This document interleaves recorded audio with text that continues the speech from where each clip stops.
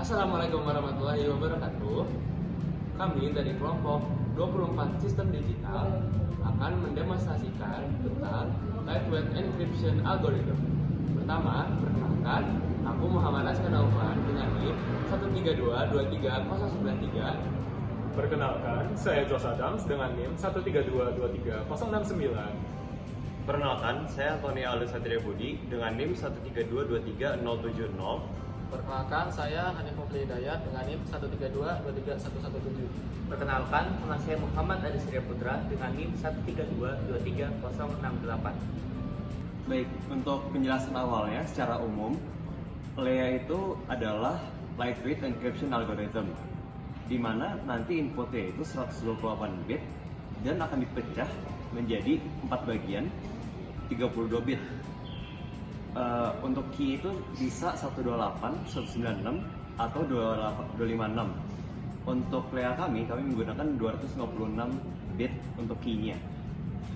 Dan untuk 256 bit, round function yang digunakan adalah 32 kali, sehingga round function nouns itu diputar 32 kali.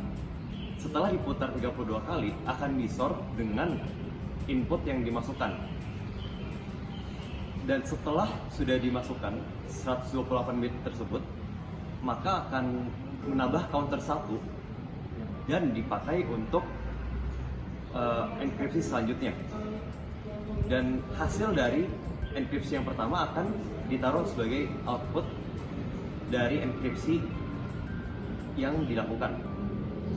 Oke, jadi ini adalah aplikasi yang telah kita buat untuk komunikasi dari FPGA dan Bluetooth. Di sini terdapat 3 bagian, yaitu yang pertama adalah nouns, yang kedua adalah key, dan yang ketiga adalah text.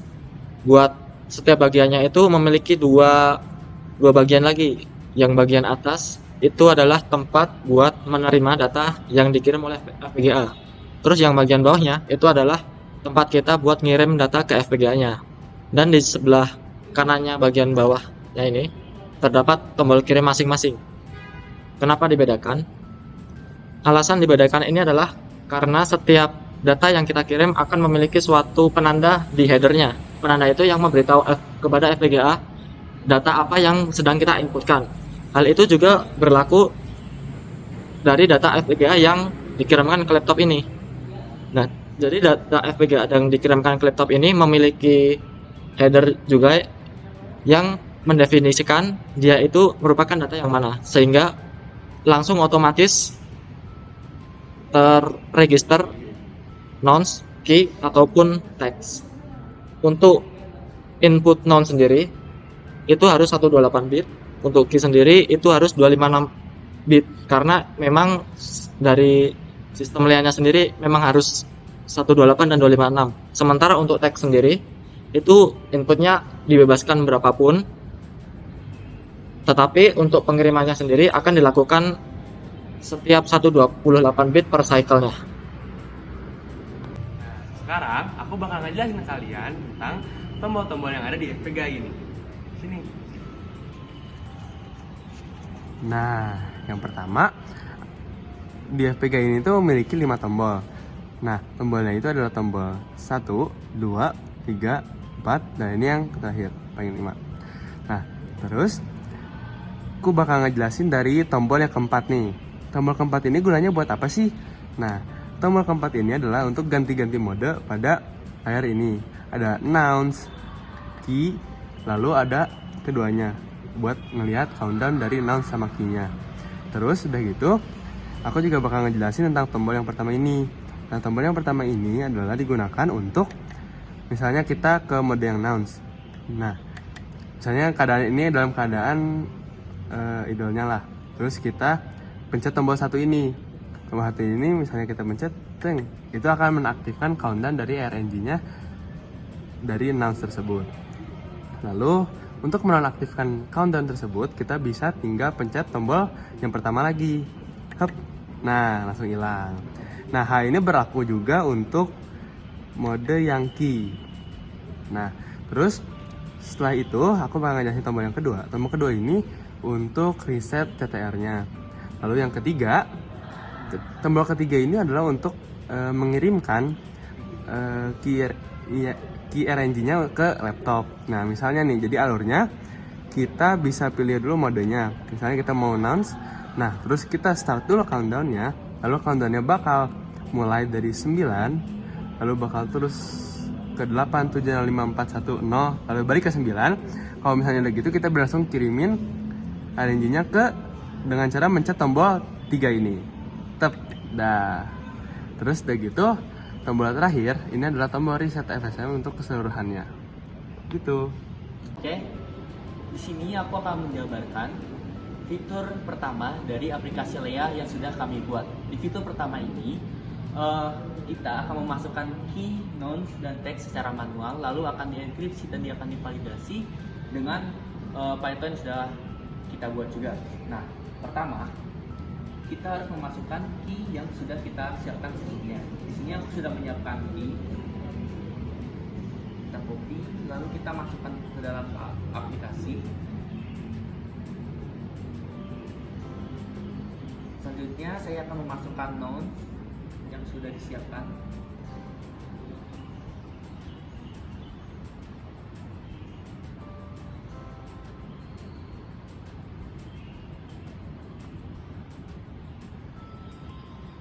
Sekarang aku akan memasukkan teks yang akan dienkripsi.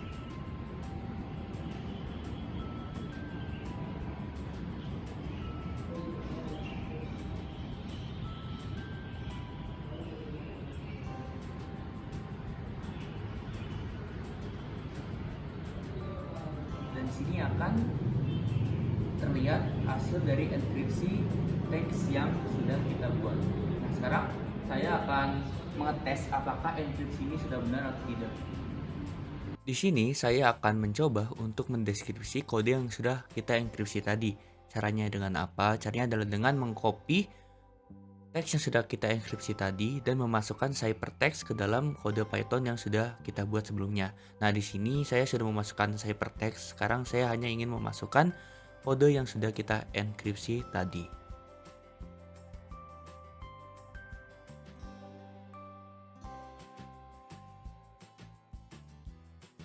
Nah, jika hasil keluarannya 1, artinya kode yang kita enkripsi itu sudah benar dan bisa dideskripsi. Jadi di sini saya akan untuk showcase fungsi kami yang kedua, yaitu randomize. Jadi misalnya saya mengubah FPJ-nya jadi mode nouns, kemudian saya mengirim, akan muncul nouns-nya dulu, sekarang key,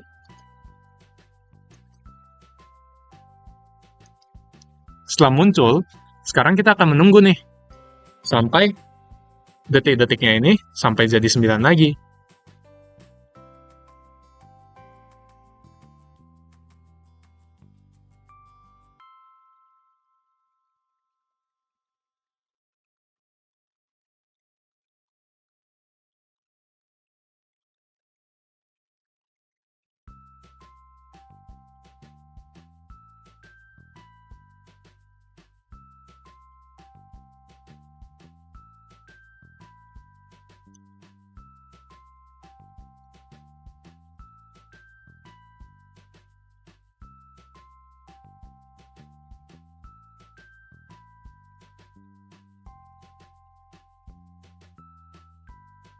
Nah, ketika sudah mencapai 9 nih ya, kita balik ke nouns, kita kirim lagi.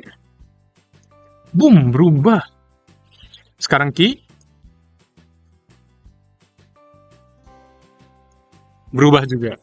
Nah, sekarang kita akan mencoba dengan teks. Kita coba nih ya.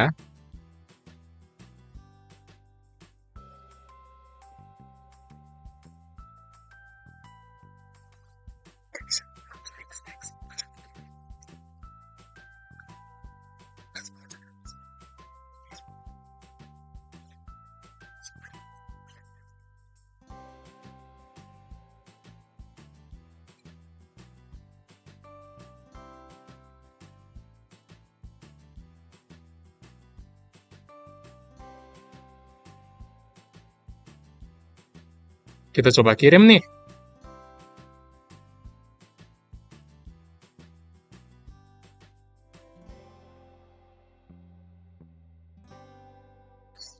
Iya, sama persis. Wow!